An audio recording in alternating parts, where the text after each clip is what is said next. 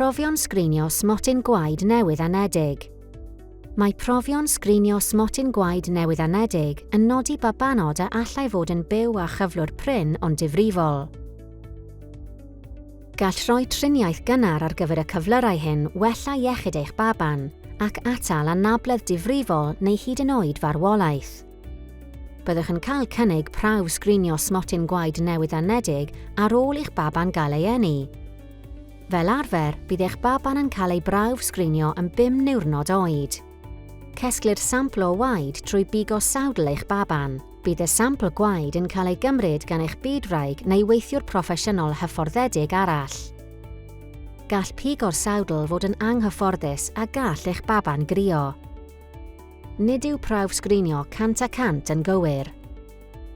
Os yw'r prawf sgrinio'n awgrymu bod gan eich baban gyflwr, bydd angen profion pellach arno i gadarnhau hyn, mwyn sicrhau y gall dderbyn gofal a thriniaeth arbenigol gynnar.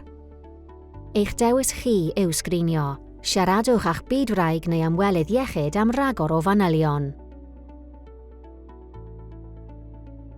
Dewch i ni glywed mwy o fanylion am y profion sgrinio smotyn gwaed a gynigir i chi ar gyfer eich baban. Mae Nia newydd roi genedigaeth.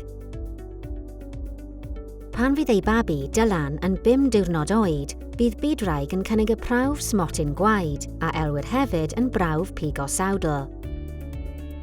Mae'n golygu cymryd ychydig ddiferion o waed o sawdl Dylan. Mae'n sgrinio am 9 cyflwr prin ond difrifol. Os nad ydych am eich babi gael ei sgrinio ar gyfer unrhyw un neu bob un o'r cyflyrau hyn, rhowch wybod i'ch bydwraig. Gall y cyflyrau hyn achosi problemau gyda gwaed ac ysgyfaint y babi, neu broblemau wrth ymddatod bwyd. Bydd angen rhagor o brofion ar rai babanod. Bydd y rhain yn cael eu trefnu'n gyflym os oes angen. Eich dewis chi yw sgrinio. Mae sgrinio smotyn gwaed newydd anedig ar gyfer yr holl gyflyrau yn cael ei argymell gan y Gwasanaeth Iechyd Genedlaethol.